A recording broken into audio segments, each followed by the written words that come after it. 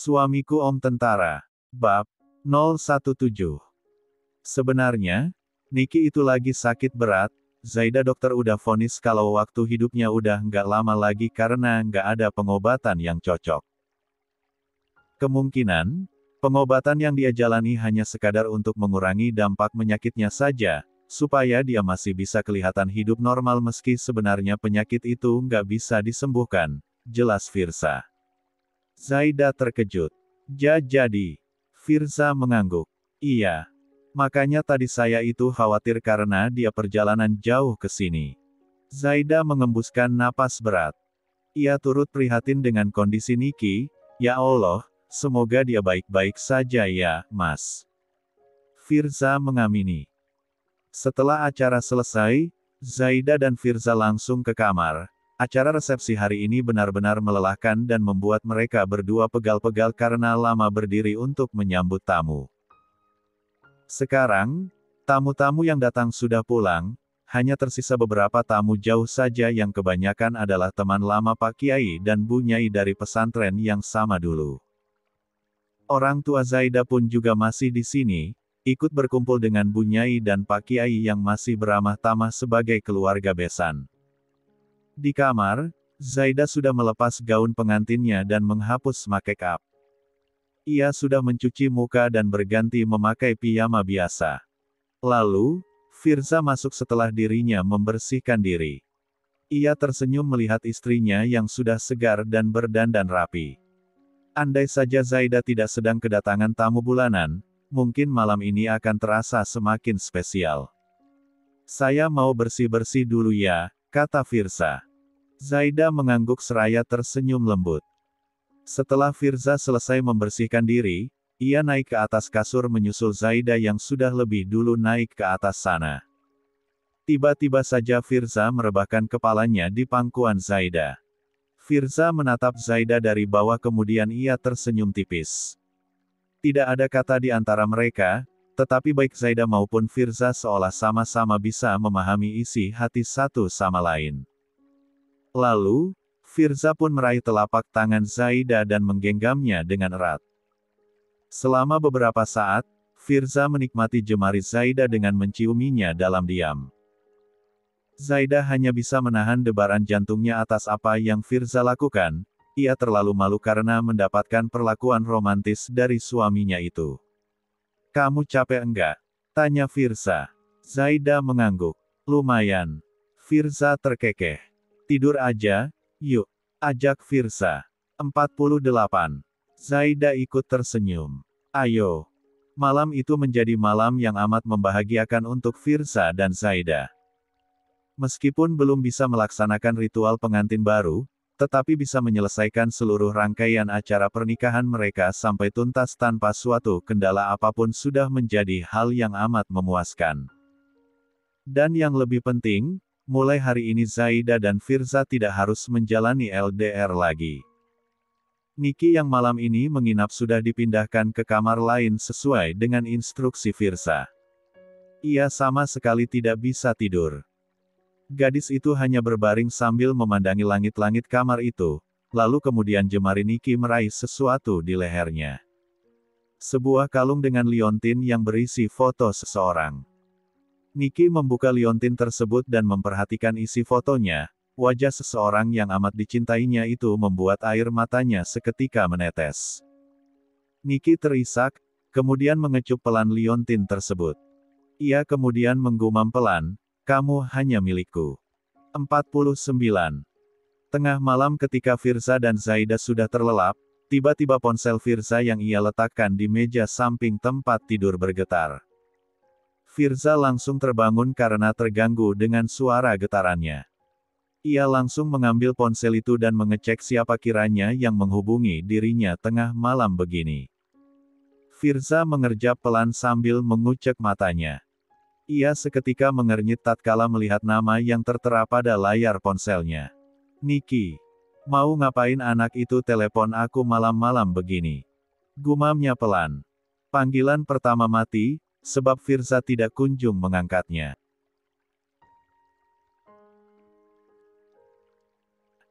Maklum, Firza kelelahan dan mengantuk. Makanya, ketika ada telepon, ia juga masih butuh waktu untuk mengumpulkan nyawanya terlebih dahulu. Setelah itu, Firza pikir Niki tidak akan menelepon dirinya lagi, tetapi rupanya dugaan Firza salah. Panggilan dari Niki kembali masuk. Firza menghela napas panjang, akhirnya mau tidak mau ia menerima panggilan tersebut. "Halo, kenapa Nick?" tanya Firza agak malas. "Abang bisa ke kamar aku sebentar, enggak?" tanya Niki. Suaranya terdengar agak panik. Firza mengernyit. "Ada apa memangnya?" "Tolongin sebentar, Bang. Ada kecoa di sini. Aku bingung mau minta tolong sama siapa, orang-orang udah pada tidur." Firza menghela napas panjang. "Kamu pukul aja pakai sapu. Di situ, kan ada sapu, lagian udah tengah malam Nick, abang baru aja bisa istirahat. Please, Bang, aku takut. Abang kan tahu sendiri kalau aku dari dulu geli banget sama kecoa. Nanti kalau pas aku pukul malah terbang ke badanku gimana, Bang?" Firza mengusap wajahnya mendengar alasan itu. Iya, tentu saja Firza tahu tentang ketakutan Niki kepada serangga itu. Sudah sejak pertama kali Firza mengenal Niki, gadis itu memang selalu panik kalau melihat kecoa. Jangankan kecoa hidup, kecoa yang sudah mengering dan mati saja bisa membuat Niki pucat pasi karena ketakutan. "Beneran kamu suruh abang ke situ? Gak kasihan kamu sama abang Nick?" Niki mengeluh. "Maafin aku Bang, tapi ini darurat. Kalau cuma cicak sih aku bisa atasin sendiri. Please, Bang, aku takut banget." Firza melirik Zaida yang tidur di sampingnya. Ia ingin mengajak Zaida untuk ke kamar Niki demi mengusir kecoa itu, tetapi melihat betapa pulasnya Zaida, Firza jadi tidak tega. Ia sendiri merasa sangat lelah sekarang dan malas untuk beranjak dari kasur. Firza yakin Zaida pun juga merasa demikian. Akhirnya karena tidak tega, Firza pun memutuskan untuk ke kamar Niki sendirian. Ia bertekad akan menyelesaikan masalah kecoa itu secepat mungkin lalu segera kembali ke kamar. Ketika ia ke kamar Niki, gadis itu sudah berada di luar kamar. Firza kaget melihat Niki memakai pakaian terbuka seperti itu. Ia hanya memakai hot pants dan kaos tanpa lengan yang tidak sampai menutup perutnya. 50. Astagfirullah, ucap Firza tanpa sadar. Ia langsung berbalik dan hendak kembali, tetapi Niki langsung buru-buru menahan pergelangan tangannya. "Bang, jangan pergi. Tolongin aku, mohon Niki. Pakaian kamu, Nick. Kamu tahu, kan ini masih di lingkungan pesantren," tegur Firza. Niki malah mengabaikan hal itu dan sibuk dengan kecoa yang sejak tadi ia bicarakan. "Abang usir dulu kecoanya. Tadi mau naik ke ranjang loh." Firza menggeleng. "Ganti baju dulu sana, baru abang usir kecoanya." Niki menggeleng. "Nggak mau. Aku nggak mau masuk kamar kalau kecoa itu belum diusir. Buruan, Bang, usir kecoanya dulu." Firza mengembuskan napas kasar. Niki memang selalu keras kepala. Firza akhirnya pasrah. Ia meminta Niki minggir dengan alasan agar ia bisa lebih leluasa mengusir kecoa di kamar itu, padahal aslinya Firza hanya ingin menjauhkan pandangannya dari Niki.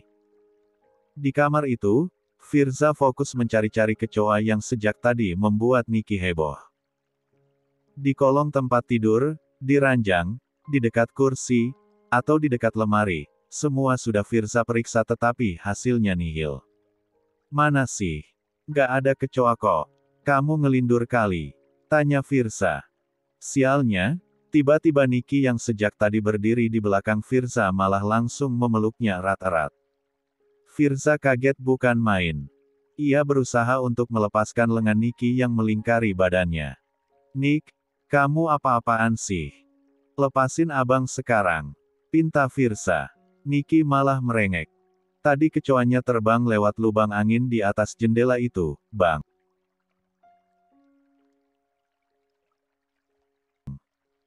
"Hi, ngeri banget, aku takut Bang."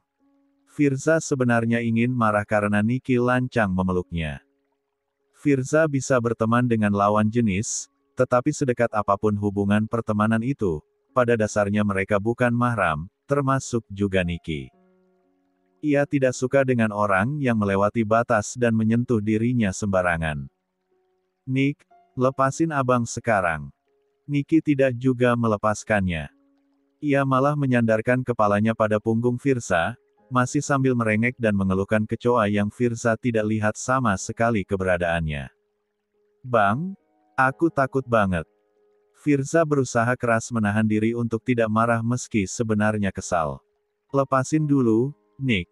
Aku masih takut, Bang, nanti kalau kecoanya balik lagi gimana? Rengek Nicky. Kecoanya udah pergi. Lepasin, Nick. Nicky menggeleng. Iya, tapi aku masih takut. Gak pantas kayak gini, Nick, tegur Firza. Kalau dilihat orang bagaimana? Kamu bisa bikin orang lain salah paham dan timbul fitnah. 51.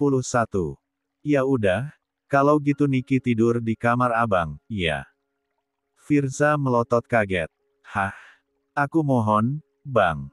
Aku takut banget. Nicky memasang wajah memelas. Firza mengusap wajahnya. Ia melepas paksa tangan Nicky yang melingkar di tubuhnya. Percuma saja menegur Nicky, sebab gadis itu akan tetap menempelinya. Jalan satu-satunya adalah Firza sendiri yang bertindak. Kamu diam dulu di sini, biar abang minta tolong santriwati lain untuk temenin kamu tidur. Nicky kembali menahan lengan Firza. Ia menggeleng kencang. Enggak. Aku nggak mau ditinggal, Bang. Firza jadi serba salah. Niat hatinya datang kemari hanya untuk mengusir kecoa kemudian segera kembali ke kamar, tetapi Nicky malah merengek seperti ini. Terus kamu maunya kayak gimana, Nick? Abang capek, butuh istirahat juga. Kamu nggak kasihan apa? Seharian ini abang sibuk nerima tamu, dan sekarang waktunya istirahat masih kamu tahan-tahan juga. Sejujurnya, Firza tidak pernah sampai mengeluh seperti ini atas segala kelakuan Nicky. Namun, malam ini mungkin karena Firza sudah kepalang kelelahan tetapi masih harus mengurusi Nicky yang ruwet. Ya udah, abang tidur di sofa depan kamar ini aja. Jadi kalau nanti tiba-tiba ada kecoa lagi, aku tinggal teriak, kata Nicky. Firza mengembuskan napas berat. Tapi abang harus kembali, Nick. Masa istri abang ditinggal gitu aja?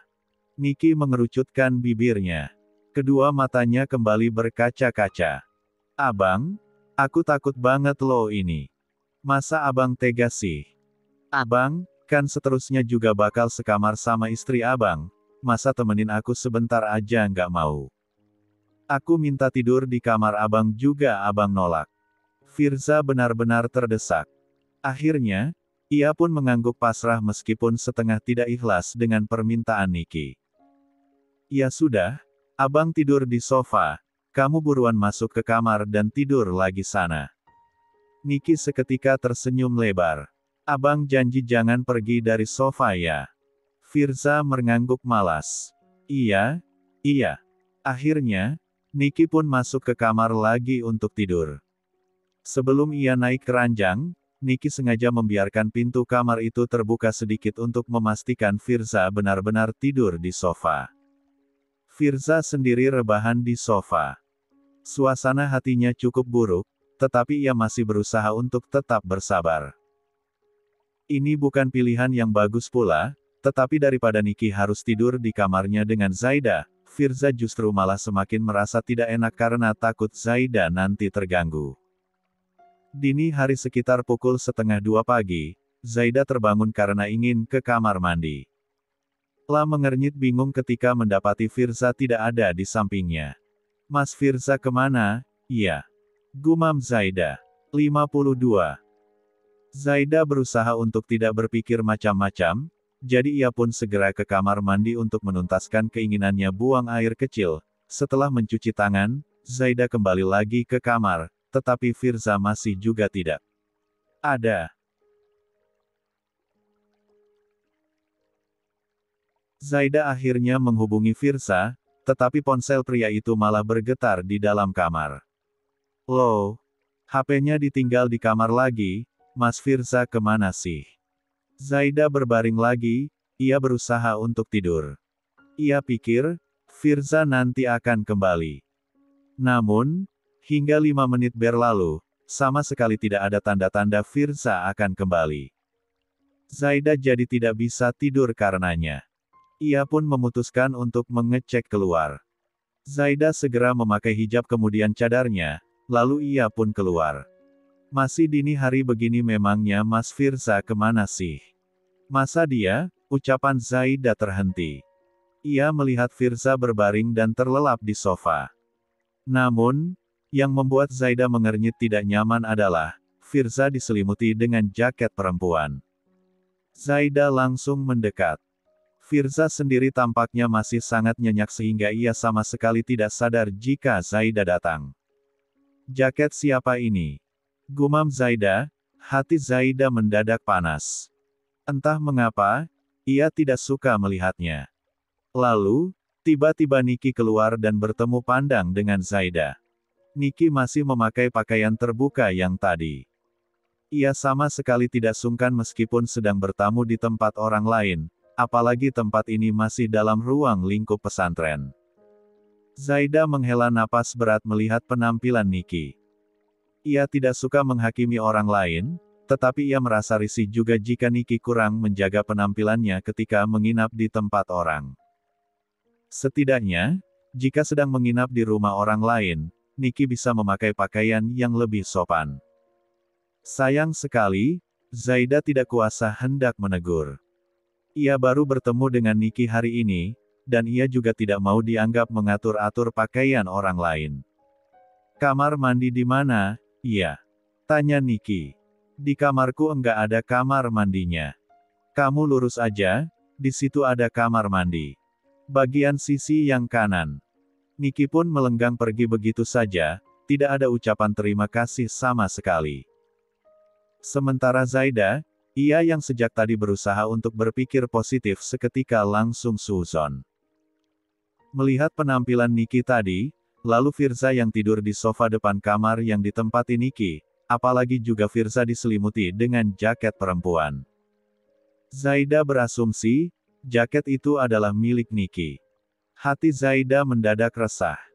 Zaida mengusap dadanya sendiri sambil terus beristighfar dalam hati. Ia harap, pikiran buruknya salah.